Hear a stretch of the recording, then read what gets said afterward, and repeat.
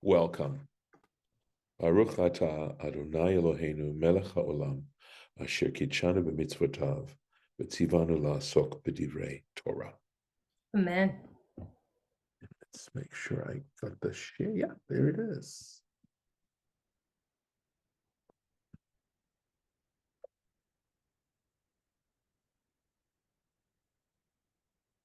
And we are on to the second plague. Yay.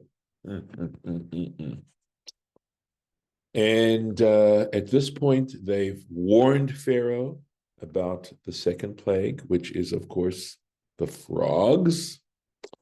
And now we have the actual implementation of the plague. Vayet Aharon et yado, Aaron stretched his hand, al meimei Mitzrayim, over the waters of Egypt. Vatal hatzvardea, and the frog, this is interesting, and Rashi's going to comment on this. It's singular, because tzvardeim, here's the word in plural, tzvardeim, here's the word in the singular, vatal hatzvardea, and the frog came up, vatachas et eretz Mitzrayim, and it covered the land of Egypt.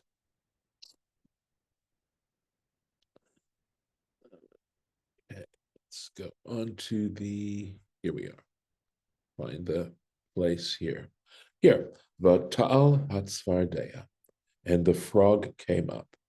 And in Shmot Rabbah, in Exodus, the Midrash, the great Midrash on Exodus, it comments on this word, because anything like this is going to jump out. He says, Svardeya achat haita. There was one frog to begin with. Vahayu makin ota, and they struck this frog.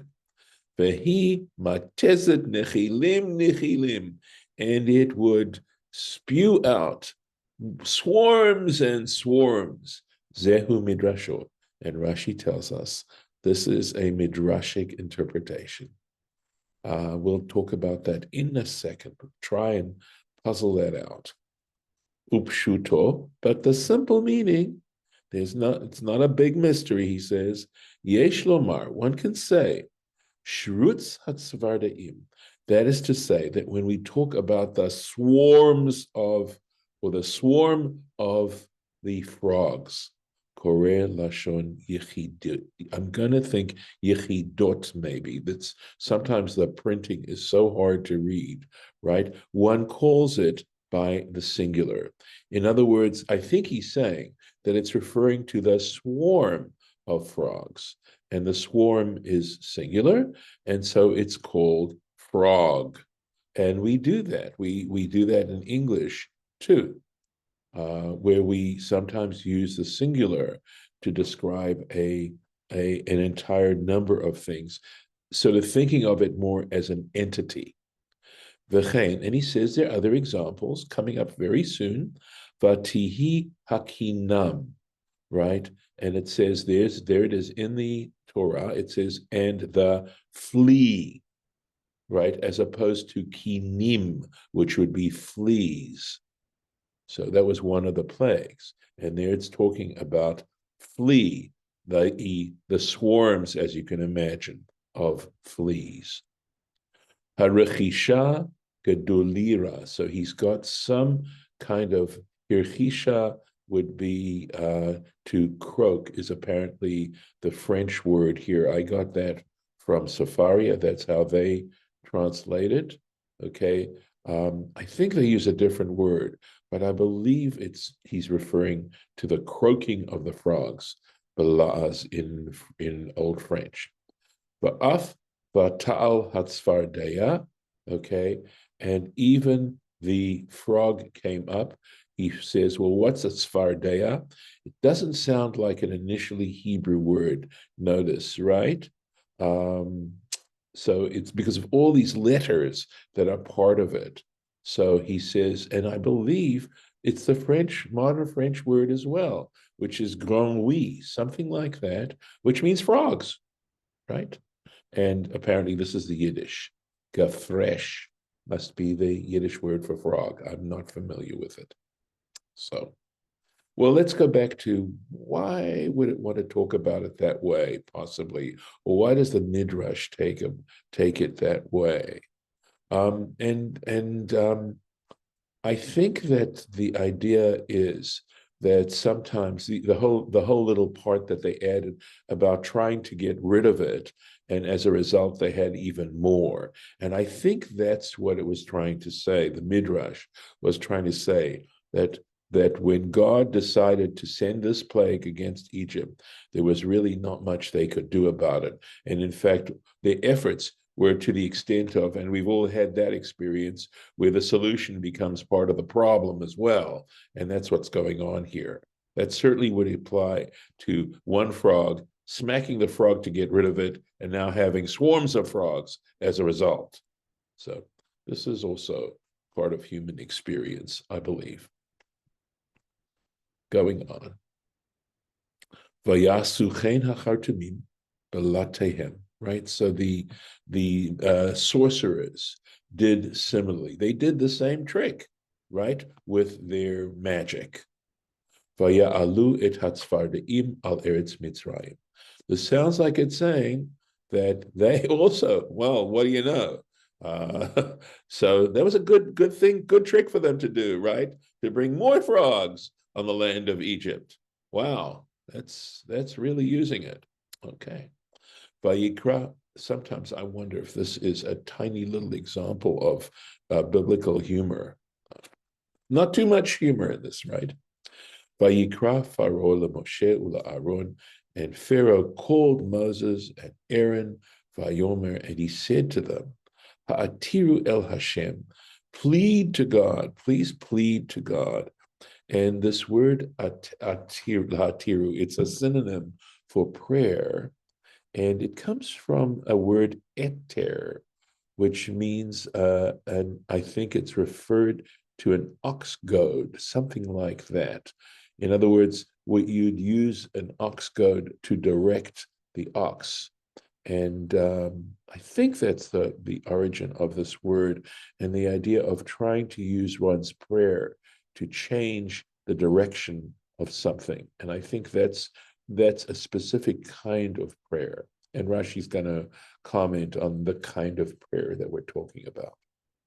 Vayaser hatzfardaim. So this is Pharaoh telling them, and let him, right, that he may remove the frogs, mimeni, from me, ume'ami, and from my people. Va'ashalcha et ha'am. Right, we're already on to the second plague, and look at this. He's saying, I'm going to send the people, and let them offer up to God. They can do it. I'm ready to do it. It's just too much. Just get rid of it, and I'm going to cooperate on the second plague. Well, we know the future of that one. So going on, let's see here. Vayomer Moshe leFaro. Moses says to Pharaoh, Itpa'er alai, have glory over me. In other words, he's saying, you'll see. What do we mean by this? Lamatai atir lacha. At what point in time, for what point in time should I pray for you? It's not saying when should I pray, and Rashi's going to clarify this, right? For what point in time should I pray for you? V'la avadecha, and for your servants, v'la amcha, and for your people, lahachrit hatzfardaim, to get rid of, right, to annihilate the frogs. Now, this is a context, seeing the context of this word clarifies for us the meaning of this word, which means, in other words, to get rid of them, And there is a punishment called karet. And sometimes this word is translated as to cut off. And this punishment, it's a divine punishment called karet. And it's sometimes translated with this fancy word called excision. But I believe it's there is not a clear explanation of what it's talking about, but one of the meanings I wonder to myself is oblivion. In other words, there's certain sins that if one commits them, the punishment in the Torah is karet. And there's even a tractate called Kritut, which describes and probably lists all the punishments that have this divine punishment as a consequence. And I think to myself that possibly it refers to the idea of oblivion. And sadly, I think one of the reasons why people aren't so religious, etc., has to do with the fact that we don't really believe there's anything beyond this life, that all there is this life, and frankly, it's of course so brief, and we have so little control. And I think that if we were to analyze, that notion of disbelief in anything beyond, you have to have really very strong moral sense, not to sort of say, well, in that case, I'm sort of in it for me. But having said that, I want you to know that even this threat of oblivion is avoidable through tshuva. Tshuva is such that is, of course, we know repentance, right? Return. That any time in your life, while you're alive, if you decide to change direction, assuming you're on a path of hachrata, if you're in the path that sort of leads to oblivion, you are able to change it. It isn't necessarily easy, but nevertheless, it isn't an absolute. So going back into the context of the sentence that we're actually reading, Pharaoh is asking them to cut off the frogs. And of course, Moses is saying that I'm going to give you, Pharaoh, the ability to tell me at what point you want those frogs cut off. I'll pray, and you just tell me exactly when we should do that. Mimcha, from you, umibatecha, and from your home. Rak bayaor tisha arna. So they aren't going to be completely cut off. They are going to remain tisha arna. They're going to remain in the Nile. That's where they're going to stay. Rashi, hit pa'er alai. You literally from pa'er meaning glory, something like that. Have the glory over me. But it's said in a little bit of an ironic sense. But Rashi's going to explain the use of this hit pa'el form, hit pa'er. He says, Kamosh Yeshayahu, we find a similar expression in the 10th chapter of Isaiah, hit pa'er hagarzin al hachotzev bo. Right. Ha yit pa'er. Shall the axe glorify over the one who hews with it? Right. Mishtabeach lomar. Should the axe pride itself, right? Praise itself to say, Ani gadol mimcha, I am greater than you. And I'm not certain of the context that Isaiah is using this, but is it possible that he's talking about if in fact if enemies of the Israelites come to attack them and are successful, it's only because God is the one. They are, in a sense, the axe, but who is the one who uses the axe? And Isaiah is saying, since when does the axe say, I have more power and more control over the one who's actually wielding the axe? And I think this is yeah. I heard once, God takes care of everything, but Yes. bring a shovel. Yes. He still uses an axe. He still uses an axe. Yes, Yes. So, but behind it is nevertheless. I mean, that I believe is a way of describing transcendency. In other words, I may think, I may devise, but who gives me the ability to think and devise? Who's the one? Where does that come from? And that's the essential sort of biblical position, I'm saying it doesn't end there, and it doesn't start there. It starts with something beyond.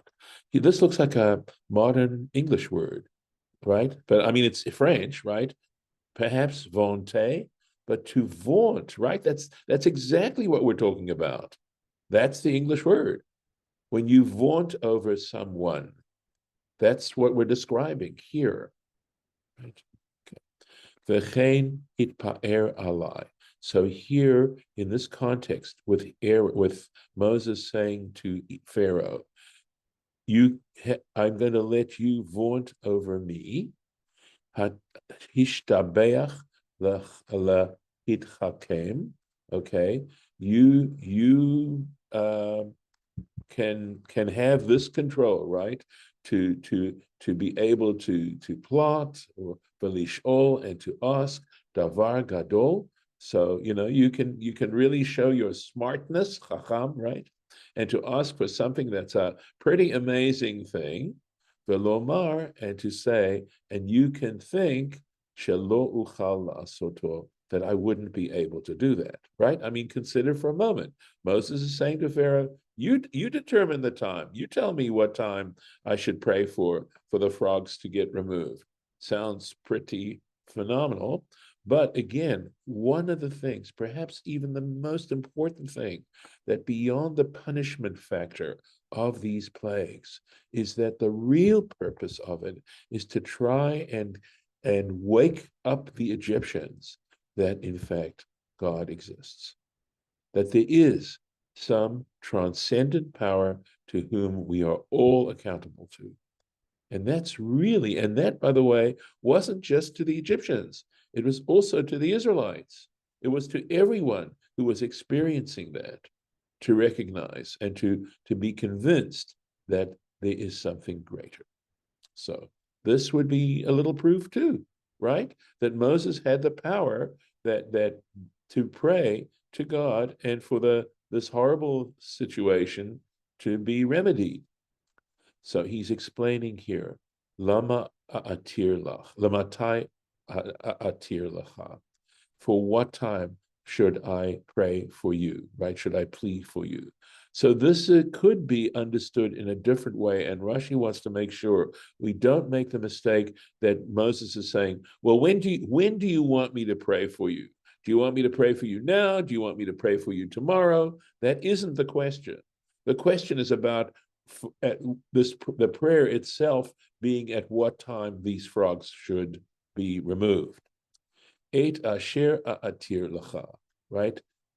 That which I will pray for you, hayom, because I'm going to pray today, right? Regardless, Moses is saying to Pharaoh, I'm going to pray today, al hachratat hatzvardaim, regarding the removal of the frogs, lematai tirtzeh, sheyikartu. At what point you want, tirtzeh, you want, sheyikartu, that they should be removed.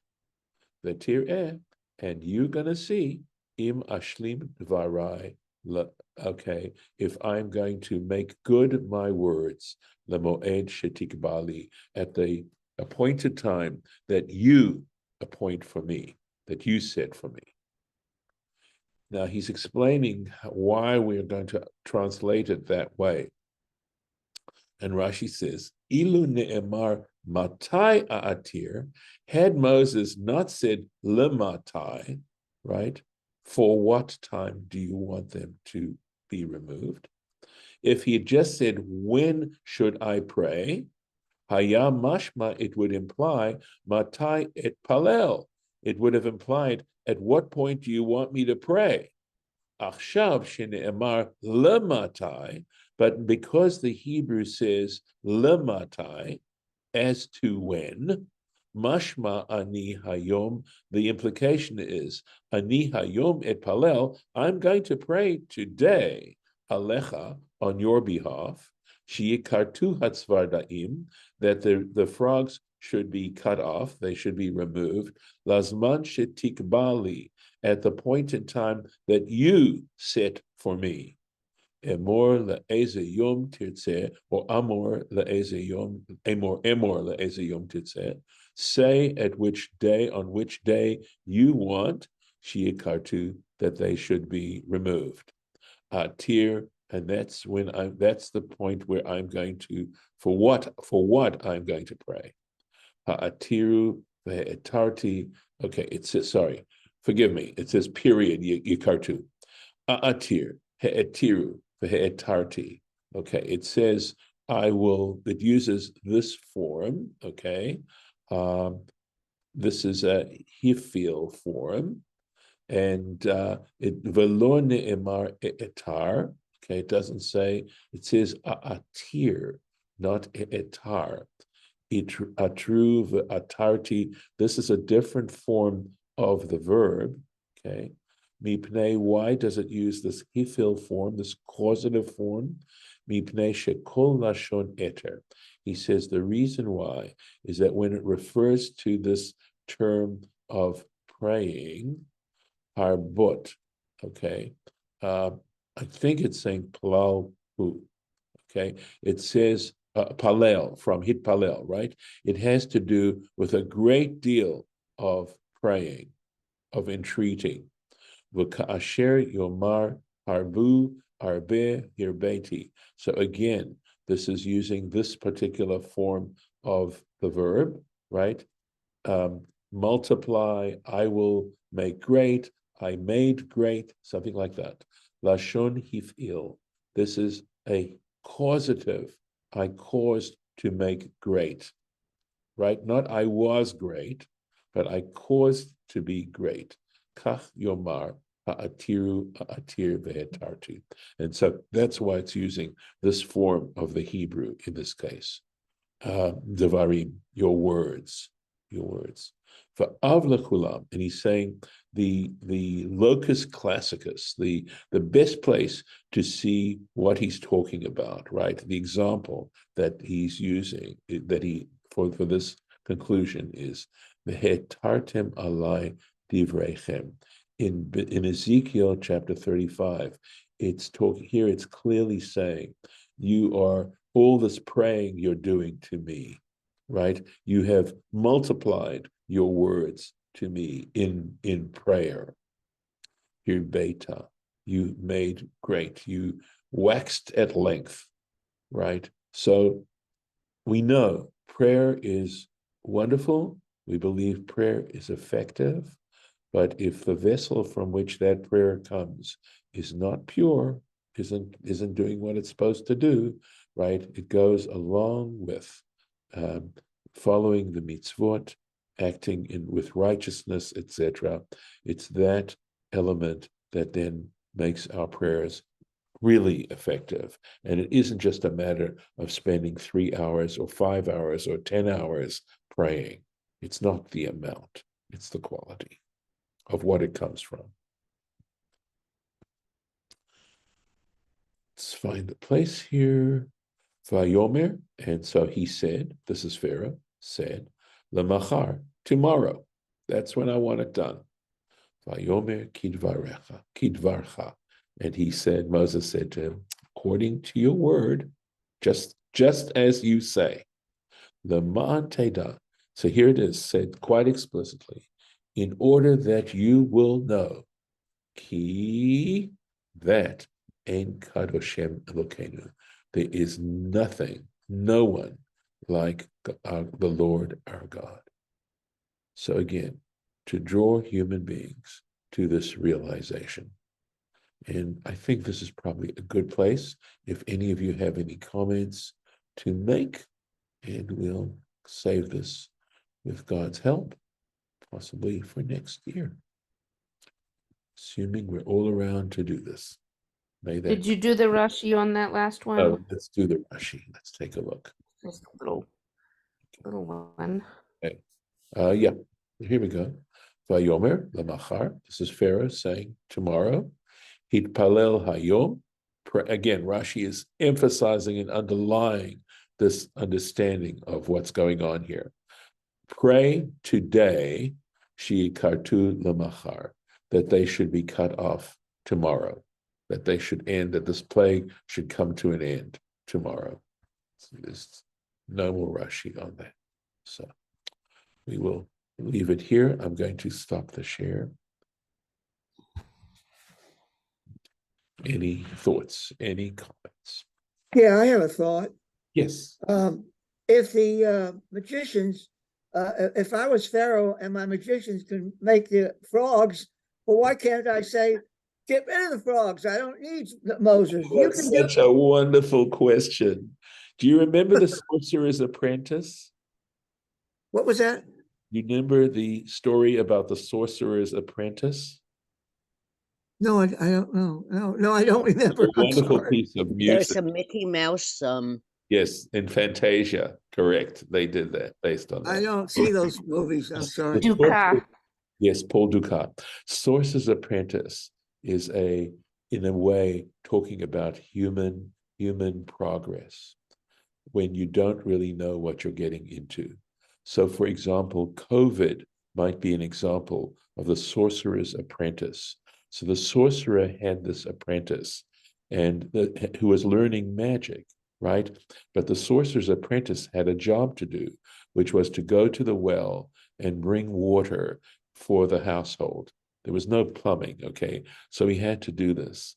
Well, the sorcerer's apprentice was able to use his sorcery to make a broom, okay, that would go and fetch the water for him so he didn't need to get it himself.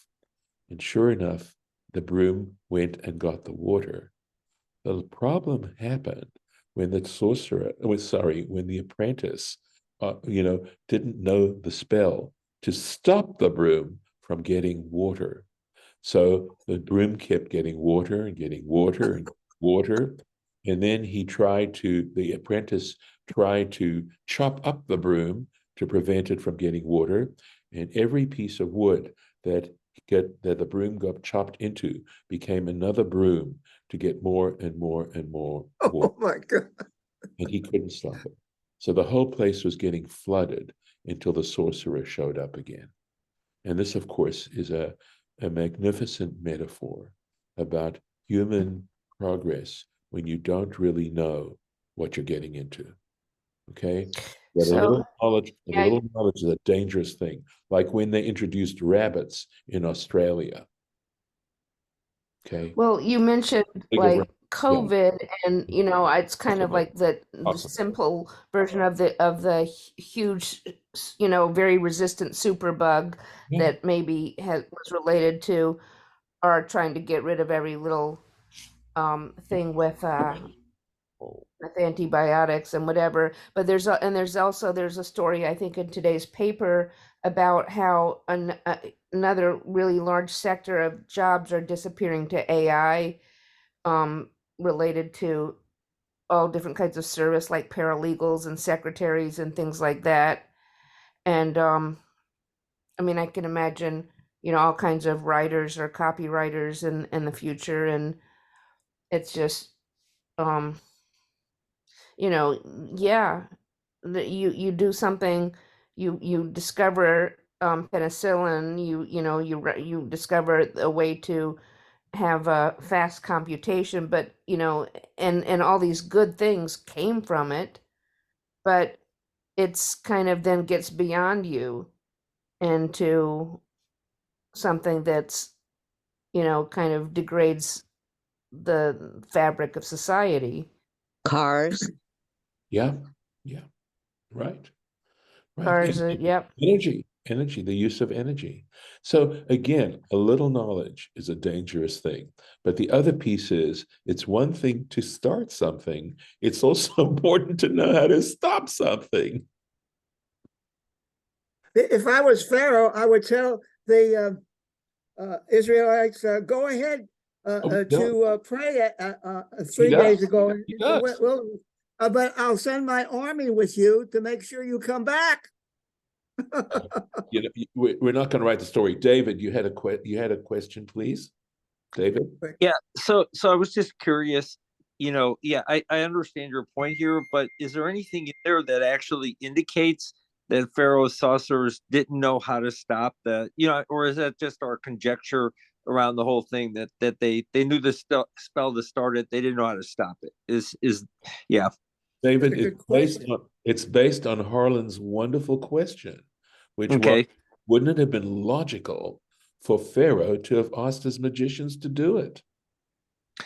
If the Torah says to us they were capable of creating the frogs, wouldn't Pharaoh be going to his own sorcerers? I mean, I think that's a legitimate concern. But yeah, so the fact that the Torah doesn't do that and makes Pharaoh, the Torah doesn't, I think that's part of the beauty of Torah study, is that it leaves us, to come up with these questions. If Harlan had not come up with that particular, that sense of discomfort that he had with the fact that Pharaoh comes to Moses, we wouldn't have been able to conclude all of this. So basically, we're inferring it from Yes. yeah. That's all I was think asking. It's a good inference. I'm Yeah, not saying it's a compelling inference, but it's a really good inference. No, it totally makes sense. Well, I mean, a lot of this, has been, you've explained has been through inference, right? A lot of what, so okay. I was just curious if there was anything there beyond inference. Okay, you answered my question. Thank you. So I will say this, David, we will see when it comes to the fleas, okay, or the lice, that the Egyptians are incapable. The magicians are incapable of doing it. Right. I know they get their confident. We get to a point where the magicians can't do it anymore. Right. So if you think about it, it's all part of a process of believing in a divine power. Right. Yeah. What are the elements that might help a person recognize the fact that there really is a divine power? Right. And yeah. And at what point does our ability basically run out so that you can no longer mask that, right? So that So okay, makes sense. We'll also, of course, see that in the final analysis, there's nothing like stubbornness. Very, very little that you can do to overcome stubbornness, or dare I say, stupidity. So, all right. Rabbi, in this Parsha, it seems like God has a plan. This was the whole plan that God wanted. So the whole world would see that God is God. From the point of view of a story, absolutely. However, I think that it was always possible for Pharaoh to change his mind.